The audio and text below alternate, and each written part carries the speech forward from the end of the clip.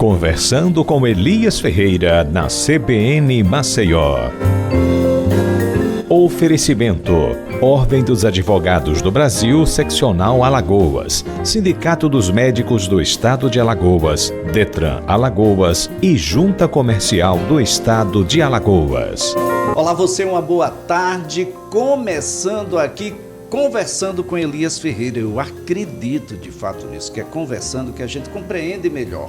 E se você compreende melhor, a gente tem uma grande chance de se entender, de nos entendermos. É uma necessidade que a gente tem de conversar sobre coisas que estão no cotidiano, coisas que às vezes você não percebe muito, mas que têm uma relação direta com a nossa forma de vida, com o nosso ritmo de vida, com as relações que a gente faz.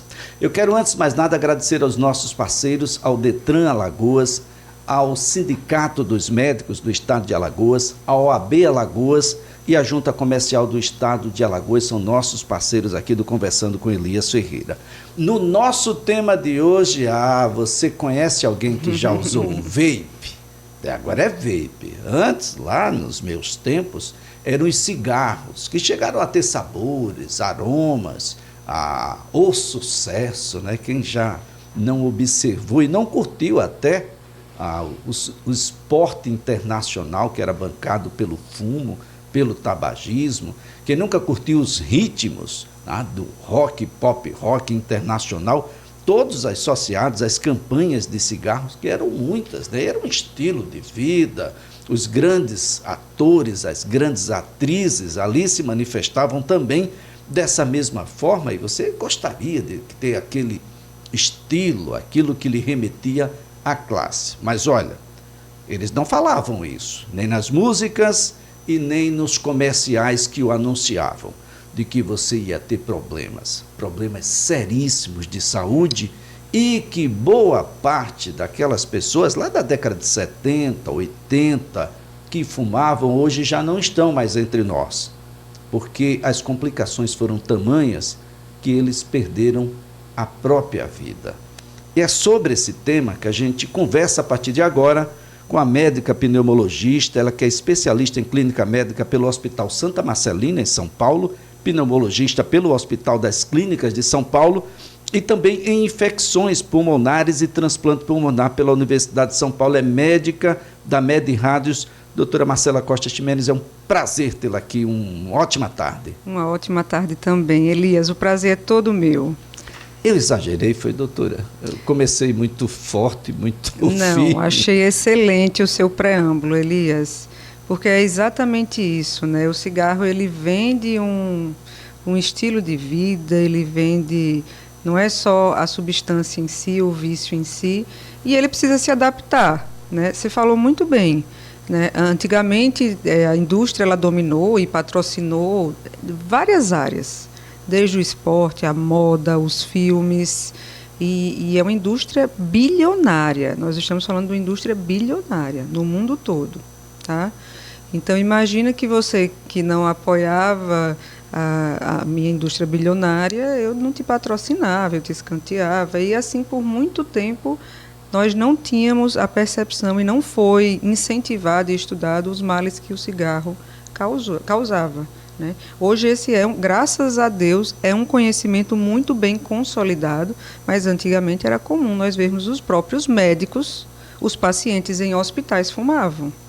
Isso tem fotos na história da medicina, a gente tem esses registros assim, impressionantes. Se prescrevia, olha que coisa inacreditável, se prescrevia que o doente fumasse, até que a gente adquiriu esse conhecimento. E aí a história mudou, né? Mas mudou, imagino que é você mudar um hábito, uma cabeça de gerações, quando a gente está falando de uma substância poderosíssima, porque a nicotina e o cigarro, é isso, esse combo é uma substância poderosa, lícita, que entrou ali na rotina e no dia a dia das pessoas, e é difícil de tirar, porque nós estamos falando de mudar hábito de vida, né?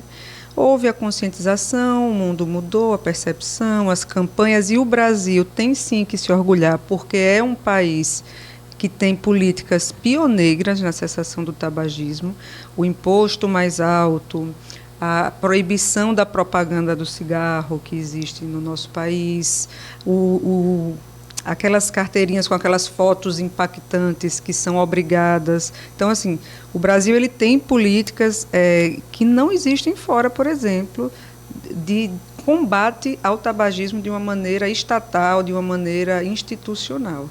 Mas aí a gente a indústria não é boba, ela começou a perder, o número de tabagistas diminuiu no mundo, e o que é que ocorreu? Ela se modificou. Ela trouxe uma nova forma de fumar, né? Porque ela precisava se inovar e continuar no mundo e no mercado, e ela traz os cigarros eletrônicos, o vape, e ela tira aquela roupagem velha que ficou ultrapassado do cigarro tradicional. Ah, não, esse aí é o cigarro de velho mesmo. E agora ela vem através do vape para atingir as idades mais jovens, que é exatamente assim que se perpetua a cadeia de vício. Eu preciso que as pessoas iniciem o vício, senão eu vou quebrar o ciclo. Doutora Marcela, tem gente que ainda duvida. Aquelas imagens que vêm no verso das embalagens dos cigarros, das carteiras de cigarro, passou a ser obrigatório. Isso. Aquilo é verdade? É verdade, Elias. E é tão impactante quanto a gente vê ali, tá? É que, infelizmente, nós como médicos, nós temos o viés de ver o que deu errado e tratar as consequências disso, né? As pessoas na rua, em casa, elas não têm tanto essa percepção. Ah, mas fulano fumou até 90 anos. Ah, mas alguém que eu conheço não teve câncer e fumou. A gente fica se pegando, né, em desculpas enquanto a gente não toma decisão. Isso faz parte do processo, né, de aceitação do vício. É o indivíduo usar as desculpas, né? Então, por exemplo, o cigarro me acalma, o cigarro ajuda a aliviar a minha dor, eu tenho depressão e o cigarro me ajuda. Quem já não ouviu isso, né? Esses são os subterfúgios ao nosso inconsciente ali nos sabotando para manter o vício que o cérebro fica tentando perpetuar. Mas é daquele jeito. O pulmão se estraga, fica preto, fica destruído e não tem reparação, porque o dano causado pelo cigarro, ele não volta. A gente para de fumar e ele para de acontecer, mas ele não volta atrás. Doutora, como é esse processo no pulmão? Há quem imagine que vai fumar um cigarro só uma vez. Não, mas eu só fumo quando eu tomo café. O problema é que ele toma café o tempo todo, doutora.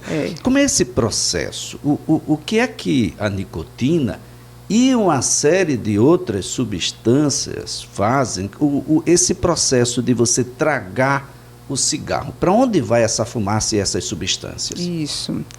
É um processo muito rápido e complexo. Então, assim, o indivíduo ele traga, ele inala a nicotina, ela é absorvida e cai na corrente sanguínea e vai agir nas vias neuronais, cerebrais. Então, isso vai agir em vias neurológicas, associada a receptores, né, de acetilcolina, e há a liberação da famosa dopamina, né, que a gente conhece agora, que é aquela substância, aquele neurotransmissor relacionado à felicidade, ao bem-estar. Então, existe uma mudança ali dos neurotransmissores que vão causar uma sensação de bem-estar no indivíduo. Mas logo que ele para, e existe uma coisa curiosa, porque existem indivíduos que são chamados de metabolizadores rápidos. São pessoas que degradam rapidamente a nicotina, que com meia hora daquele uso, por exemplo, ele já entra em abstinência. E aí ele usa de novo, ele tem o bem-estar de novo, e esse ciclo ele se repete. Só que no nosso cérebro quanto mais eu uso um determinado receptor, ele inibe aquele receptor. E aí eu preciso usar mais substância, eu preciso diminui a frequência do uso, e aí a gente dorme e tem um repouso, né, porque muitas vezes não vai fumar ali, né, não acorda para fumar. Alguns indivíduos até acordam, a depender do grau de dependência, e no dia seguinte ele restabeleceu aqueles neurotransmissores e o ciclo se perpetua. Só que com essas novas formas de fumar, por exemplo, a velocidade com que a nicotina atinge o cérebro, ela era de minutos, passou para segundos. Então nós temos um pico muito rápido e acentuado com os vapes, por exemplo. É por isso que esses novos dispositivos, eles não ajudam a parar de fumar, como a indústria tentou dizer para a gente, tá? Pelo contrário, o poder de adição, ou seja, o poder de vício do vape é muito maior. É aquele indivíduo, isso acontece, tá, Elias? No consultório, às vezes o pessoal vai lá para fora, vai para Londres, eu vi o pessoal... Eu estou falando em Londres porque é mesmo lá. Tem um cidadão lá que advoga que o vape ele pode ser usado para ajudar na cessação do tabagismo. Então, lá é muito comum a gente ver esse tipo de atitude, infelizmente. E aí o indivíduo que fumava uma carteira, ele passa para o cigarro eletrônico, ele começa a fumar muito mais, só que ele não percebe porque a maneira de fumar é mais rápida, né?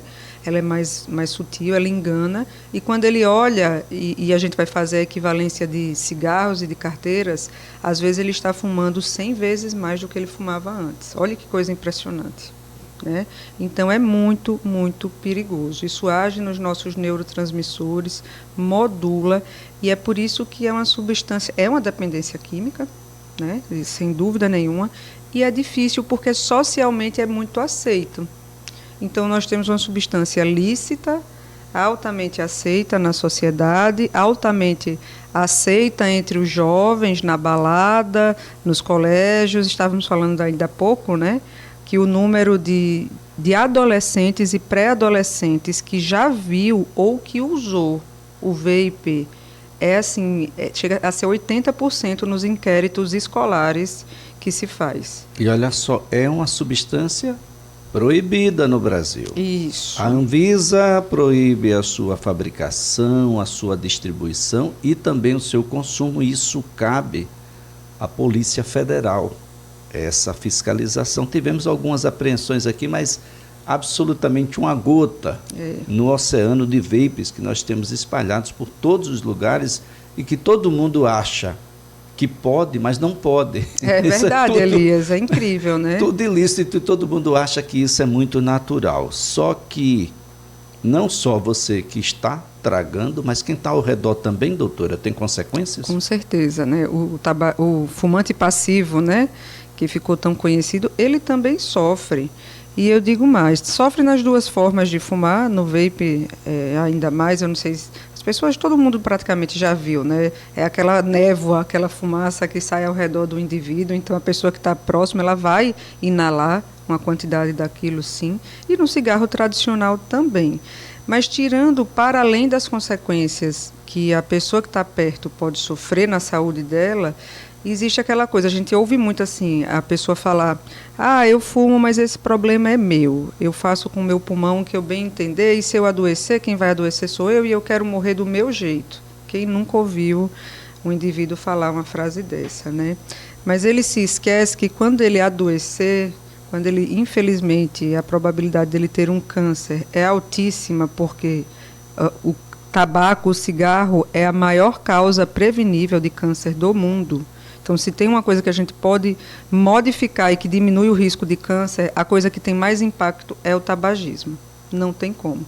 Então, esse indivíduo que muito provavelmente vai desenvolver um câncer, ele vai ser cuidado por alguém, ele vai ser levado para o médico por alguém, ele pode ficar dependente de oxigênio, dependente para andar, e ele vai precisar de alguém. Então, esse problema ele não é só do indivíduo, às vezes como ele gosta de falar, né, como eu falei, né, para se justificar até que ele tome a decisão da parada, que também é importante que a gente diga, né, gente, isso é uma dependência química. Então o indivíduo, essa coisa de não para porque não tem vergonha na cara, não é verdadeira, tá?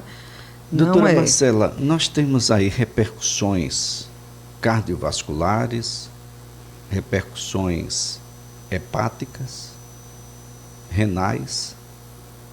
Tem algum lugar que vai ficar sem alguma repercussão por fumar 10, 15, 20 anos, doutora?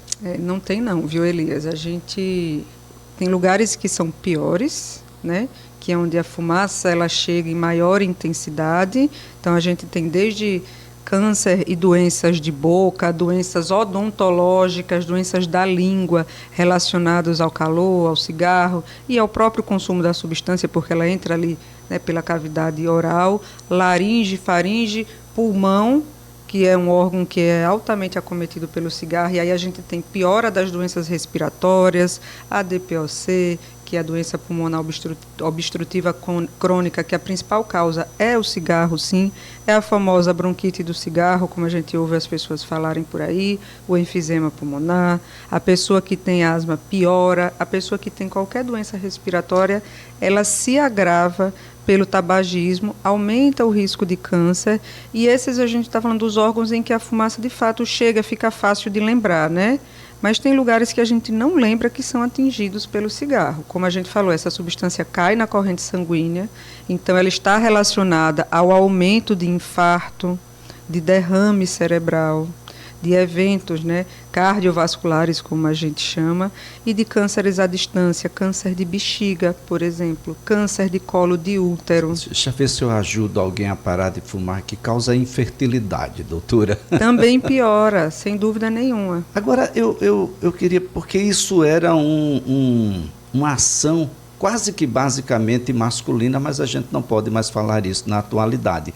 As mulheres ingressaram no fumo, e elas hoje disputam ali para ver quem fuma mais.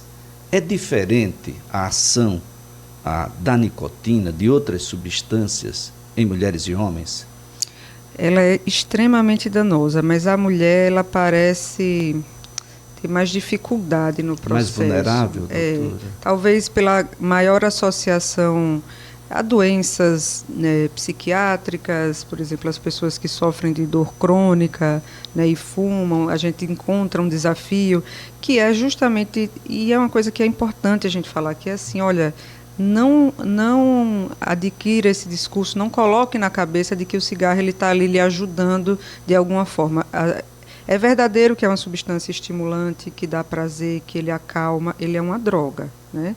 Ele é uma droga e ele tem a sua sensação de bem-estar, mas ele cobra uma conta alta no final. Então eu sempre digo assim, é como se fosse um cheque especial. Você está usando ali, enquanto você está usando está uma maravilha, mas quando ele vem lhe cobrar a conta, ele vem e ele cobra com juros, e ele cobra com muitos juros, não é pouco não. Né? Então, às vezes, a gente assume determinados discursos, mas a primeira coisa é quebrar esse paradigma, que é possível, tem benefício. A pessoa, quanto antes ela parar é melhor, mas mesmo o indivíduo que já tem lá seus 50, 70 anos, ele tem benefício. Porque depois que se para de fumar, 20 minutos depois, a gente já começa a ter queda da pressão arterial. Olha que coisa impressionante, 20 minutos depois de parar. Com 48 horas, o indivíduo já experimenta um bem-estar maior. Ele começa a experimentar uma melhora do paladar, que é extremamente afetado pelo cigarro, pela fumaça. Tá? E aí os benefícios eles começam a vir a longo prazo, né? Como a melhora da questão cardiovascular e respiratória e diminuição de cânceres. Né? Esse é um elemento importante, porque a gente pode citar que tem muita coisa, o elenco é grande, as úlceras gastrointestinais, os efezemas. Isso. A gente pode falar aqui sobre osteoporose, porque isso termina sendo potencializado, não é, doutora? Isso sem falar em catarata, diabetes e tudo mais, afeta tudo o que você tem de bom no ato de fumar. Isso sem falar que nos cigarros, agora que são cigarros de velhos, já tinha o rechaço social, né? Porque deixa um odor que estigma, é muito, né? Que é o odor. Incomoda muito. Você entra no carro, imaginando aí você que está conduzindo agora aí o seu aplicativo, motorista de aplicativo, ou que conduz outras pessoas, quem fuma e quem não fuma entra, é algo extremamente desagradável. Mas, para além de tudo isso, há uma repercussão na saúde muito grande. E no próximo bloco, a gente vai conversar um pouco sobre a situação dos cânceres e de como a gente tem diagnosticado, tratado essa questão que hoje é multidisciplinar, porque não é fácil você dizer que ele não fume a partir de hoje. Isso. Parece-me que, mesmo que seja uma mensagem fatal, doutora, se você continuar a fumar, vai morrer. Ainda assim, para ele, mesmo sabendo da veracidade da informação, não deve ser absolutamente nada fácil. Aquilo tem um elemento que é muito próprio. É verdade, Elias, é isso mesmo. Então, a gente pode entrar nesse assunto e é exatamente sobre essa mudança, porque, no final das contas, existem várias fases, né? A primeira é o indivíduo que está na negação ainda sobre a sua condição, ele não admite, mas depois ele vai assumindo isso e a gente consegue abordar. Olha, a nossa conversa aqui é com a doutora Marcela Costa, médica pneumologista. A gente está conversando aqui sobre fumo, as suas consequências. Vamos fazer aqui um breve intervalo, agradecendo ao AB Alagoas, ao Detran Alagoas, ao Sindicato dos Médicos do Estado de Alagoas e à Junta Comercial de Alagoas, dizendo que a gente volta já já.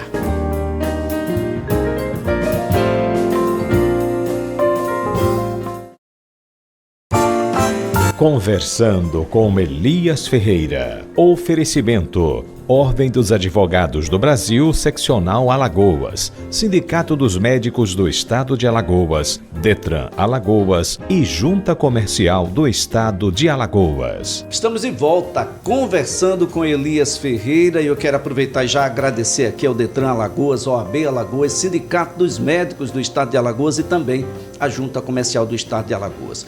Estamos aqui conversando sobre o fumo e as suas consequências. E eu deixava claro que no bloco anterior de que a gente ia conversar um pouco sobre esse passivo que ainda chega aos hospitais. E chega por vários motivos. Chega porque o seu fígado já não suporta mais, mesmo ele tendo parado de fumar aí há 10 anos, 20 anos atrás. Chega porque tem vários tipos de cânceres. E esses cânceres continuam chegando, e eu estou aqui com a doutora Marcela Costa, médica pneumologista, que atua na Medirradios. Doutora, é um passivo ainda grande? Ele continua a bater na porta dos hospitais, como bate lá na porta da Medirradios? Sem dúvida nenhuma. Continua, Elias. A quantidade de pessoas e de pessoas que sofrem com as consequências, que é exatamente isso, né? A gente está falando do câncer porque essa é a doença que mais impacta, talvez, né, o indivíduo. E ainda é uma maneira, como a gente frequentemente ainda vê a pessoa parar de fumar, ter uma motivação nesse diagnóstico, né? É sempre tempo. Eu sempre digo isso porque é verdade. Isso impacta, por exemplo, o tratamento do câncer do indivíduo. Então, eu não vou parar de fumar porque agora eu já estou com o meu câncer de pulmão, do que é que vai adiantar? Né? Veja se não é um pensamento até que leigo, de forma leiga a gente até cultiva, né? Agora está com 70 anos ali com câncer, não tem mais para que parar de fumar, mas tem. Tem porque, como eu mencionei anteriormente, os benefícios eles começam desde a pressão 20 minutos depois do indivíduo parar até a melhora da resposta no tratamento, na radioterapia e na quimioterapia. Então, tem benefício sim, é sempre tempo. E existem mecanismos para a gente auxiliar, né? Quando a gente tem uma motivação, quando o indivíduo tem uma motivação grande, e geralmente algum estalo na vida dele ocorre para que ele tenha a tomada de decisão, né? A gente está falando de uma coisa comportamental, e a maior dificuldade do vício, ela é comportamental, né? Algumas pessoas dizem, né? O Drauzio Varela é uma delas, que parar de fumar é mais difícil do que parar de usar crack. Olha que coisa impactante, né? Por que é tão difícil? Porque é muito permissivo. Porque a gente dá várias coisas no nosso dia a dia de hábitos, a gente condiciona. Então, almoçou, tem o cigarro, vou dormir, eu fumo para relaxar e dormir. A gente sai condicionando várias coisas do nosso dia a dia e da nossa rotina ao cigarro, em que eu preciso desprogramar a cabeça daquele indivíduo e mostrar para ele de que ele não precisa daquele cigarro para relaxar e dormir, de que ele não precisa daquele cigarro depois do almoço, que aquele momento de relaxamento que às vezes ele gosta de ter numa sacada, numa varanda, ele pode ter de outra forma, né? Mas é uma coisa de mudar, né? Agora está na moda falar de mudar o mindset, mas é mais ou menos por aí mesmo. É a gente mudar como a gente vive, a nossa rotina, e é por isso que é difícil, porque mudar uma rotina, um hábito, é uma coisa que exige muito esforço. E aí ele também diz isso, eu gosto muito do Drauzio, porque ele traz isso muito para o dia a dia das pessoas. Ele diz assim, e é verdade, olha, no primeiro mês que você tentar parar de fumar, você esquece que existe felicidade por 30 dias. depois ela volta. Você Por acredita? 30 dias. Você gostou? A gente dá Gostei. pelo menos tem um prazo, né?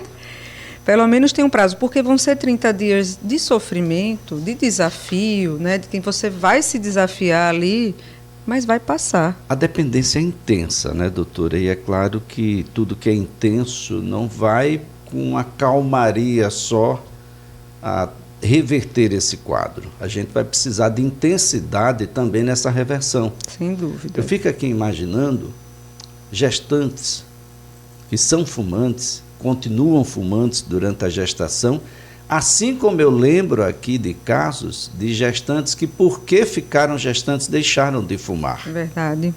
E tudo é intenso. E é isso aí. Então, é exatamente essa questão da percepção do mindset. A minha mãe é um desses exemplos, viu, Elias? Ela fumava e quando ela engravidou da minha irmã, que foi a primeira, ela deixou de fumar nesse momento. Porque a experiência da maternidade foi tão intensa para ela e tão maravilhosa, e ela queria tanto, né, aquela gestação saudável, que foi o momento em que ela conseguiu. Então, imagine, as mulheres vão me entender, né, com todos os desafios que a gente já vive, aquela reviravolta hormonal, a mulher grávida parar de fumar. Então, tem que ter muita motivação. A gente não tem a permissão para usar, por exemplo, de maneira liberal as medicações que normalmente nós usaríamos para ajudar, né? Na gravidez existem particularidades, mas o estímulo, o start ali é tão grande que a pessoa consegue. Às vezes é um parente, é um pai, assim, olha, um tio que eu amava muito infartou por conta do cigarro, e ali a pessoa, um sobrinho dá opa, eu preciso mudar a minha vida, eu vou terminar igual, né? Olha, Alagoas tem um programa que combate o fumo aí e que ajuda a você a largar esse vício, essa coisa que vai te trazer problemas com certeza um pouco mais adiante. Aliás, o estado tem se destacado no Brasil inteiro, entre todos os estados, como um dos que mais conseguiu reverter o número de fumantes. Hoje nós temos muito menos fumantes percentualmente do que já tivemos em outras épocas, mas a gente ainda não tem pesquisas com o cigarro eletrônico. É verdade. Ele ainda não entrou nessa conta, é uma conta que todo mundo vai pagar, porque você gasta mais com saúde quando poderia estar gastando com educação. Isso por conta desse passivo que a gente ainda não está pagando, mas que no futuro vai pagar. Associado ao câncer, doutora, quais são aqueles que chegam com mais frequência lá no Hospital da Med Rádios e que têm uma relação direta com o fumo? Câncer de boca, cavidade oral e câncer de pulmão são os mais frequentemente relacionados ao tabagismo. Como eu falei, né? Tem vários outros, a gente pode fazer uma lista enorme, mas esses eles têm uma relação assim imediata, direta com o tabagismo. É um tipo de câncer que, para tratar, ele se diferencia dos demais, daqueles que aparecem no curso da vida, mas que não necessariamente teve um gatilho tão específico, como é o caso dos cânceres relacionados ao fumo?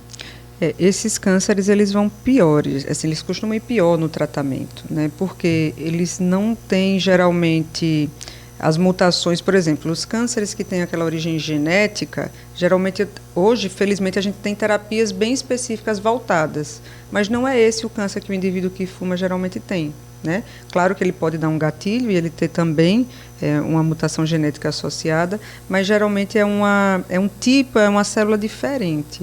E aí ele não responde dessa forma tão clara a um tratamento-alvo, por exemplo.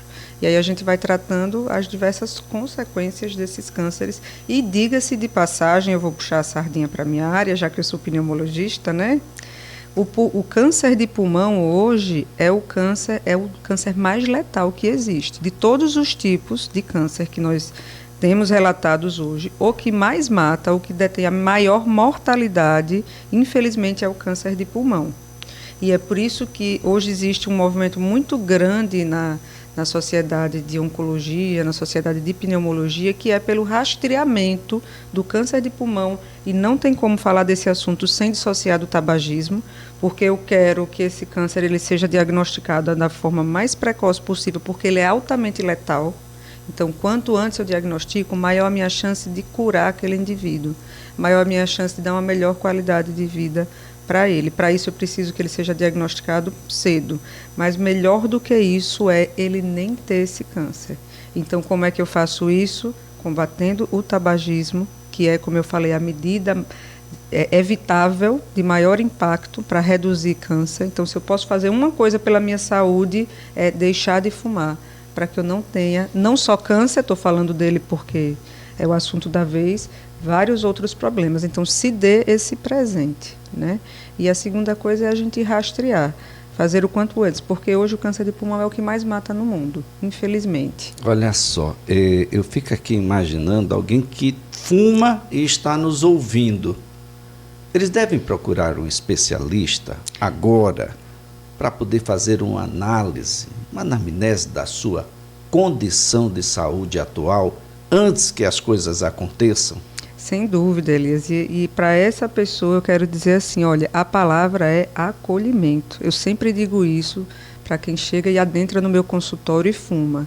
Eu não estou aqui para lhe julgar, a gente não está aqui para isso. Essa entrevista não é para julgar essas pessoas, pelo contrário, né? A gente quer esclarecer, educar, porque se a gente entende por que estão enchendo o meu saco para eu parar de fumar, se fosse bom a gente dizia, ué, fuma, né, dá bem-estar, não é, porque a conta vem alta e a gente vê quando dá errado, né? E a palavra é acolhimento. Existe uma maneira de ajudar. É um processo, então eu também sempre falo isso em consulta, porque é verdade. Olha só, parar de fumar é um processo, é igual a fazer dieta, é igual a tratar de uma pessoa que tem obesidade. Ela tem uma condição crônica que acompanha ela e que está extremamente ligada à maneira de viver e ao comportamento.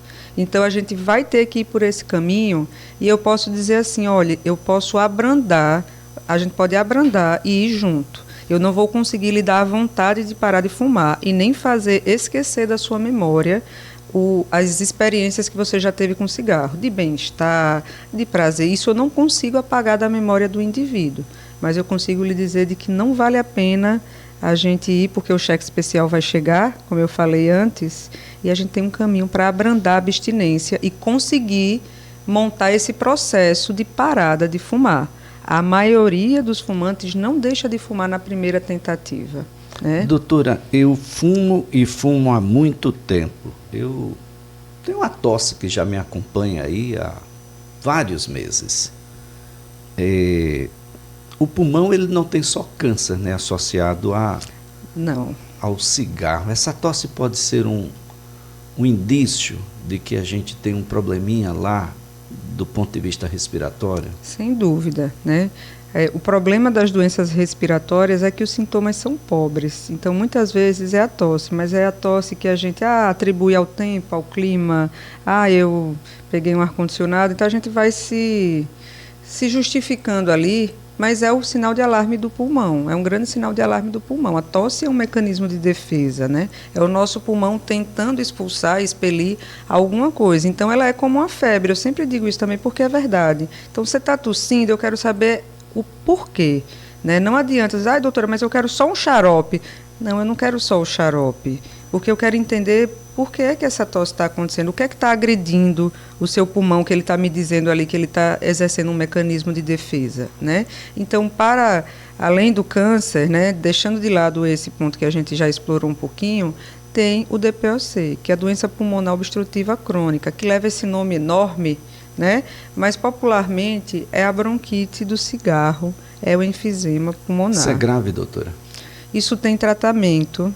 E se o indivíduo não para, a gente tenta as melhores terapias, os melhores tratamentos, mas a verdade é que enquanto ele não parar de fumar, a doença não para de ocorrer, né? Então, existe tratamento, existe como amenizar, mas o melhor tratamento para isso é parar de fumar. Agora, doutora Marcela, alguém que chega lá no Hospital Medirrádios com essa tosse que eu estou aqui falando e que precisa passar por uma análise médica e depois, muito provavelmente, por uma análise laboratorial. O hospital está preparado para isso? Sem dúvida. Nós temos todo o arsenal para investigar, né? Desde os exames de sangue, como os exames de função pulmonar, é um exame que popularmente as pessoas chamam de exame do sopro, né? Ele mede o fôlego, né? Então o indivíduo, e ele não tem nenhuma contraindicação, é um exame até simples de explicar, porque ele vai soprar num bocal ali no esforço máximo, e eu vou conseguir quantificar, medir o quanto que ele tem de fôlego. E muitas vezes essas pessoas que fumam, elas têm alteração nesse exame. Inclusive é através dele que a gente dá o diagnóstico dessa condição, né? Muitas vezes esses indivíduos também vão ter indicação de fazer tomografia do tórax, para que a gente olhe se já existe alguma lesão estrutural, né, na estrutura do pulmão, como por exemplo ocorre com o enfisema, né, e também para procurar os cânceres. Mas também nós vamos precisar, por exemplo, olhar o coração, fazer um ecocardiograma, olhar o colesterol. Então é uma abordagem de múltiplos sistemas mesmo. Porque o cigarro vem ali, como eu disse, né? A gente fala, parece uma conversa que não acaba, que eu falo assim, olha, começa na boca, é no pulmão, depois eu volto para o coração, aí eu volto para o pulmão, mas é porque é dessa forma mesmo. Olha, eu fico aqui imaginando Bom, o diagnóstico foi positivo, a gente tem um enfisema, ou tem uma bronquite. Qual é o arsenal que tem hoje a medicina, os médicos, para tratar isso? A gente pode sair dessa encrenca aí, que parece uma encrenca grande, né, doutora? Pode. A gente pode. Hoje existe medicação inalatória, existem medicações inalatórias mais modernas. Então, a gente traça um perfil do indivíduo, olha se ele tem um perfil, às vezes ele tem um componente asmático junto, às vezes não, e a depender disso, por exemplo, eu vou escolher determinado tipo de medicação. Às vezes a gente pode associar antibiótico também, antibióticos profiláticos, né? É também um outro assunto, e até imunobiológicos agora. A gente entrou na era dos imunobiológicos na pneumologia, e para o DPOC, né, para essa doença relacionada ao cigarro, hoje também já existem opções de imunobiológicos. Então, assim, felizmente a medicina tem avançado muito no tratamento medicamentoso, mas eu queria reforçar isso, Elias. A gente, como médico, tem essa grande tendência de querer dar remédio, e o paciente também, porque a gente aprende essa medicalização da vida dessa forma, né? Eu quero um remédio para a falta de ar, eu quero um remédio. Isso é verdadeiro? É. O remédio tem o seu papel e eu sou completamente a favor do remédio.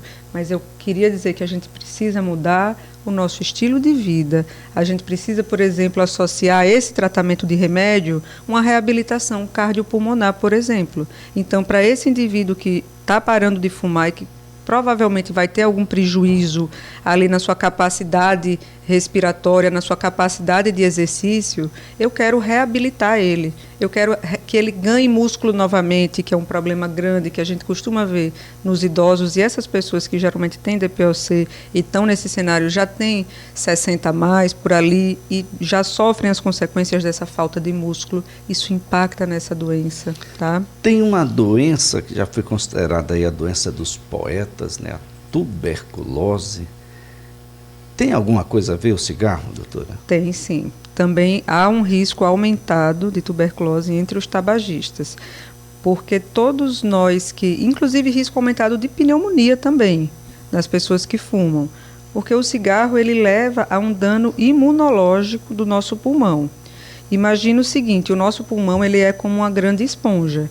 A gente está respirando o tempo inteiro do ambiente uma série de micro-organismos, e não só de micro-organismos vivos, como os vírus, as bactérias, mas de partículas nocivas, poluição, partícula do cigarro, tudo isso entra nas nossas vias respiratórias, cai lá no pulmão, ele filtra isso e a gente expele, por exemplo, através da tosse. Tá certo? Então, o pulmão ele funciona como um órgão imunológico também. E o cigarro atrapalha esse mecanismo de barreira de defesa.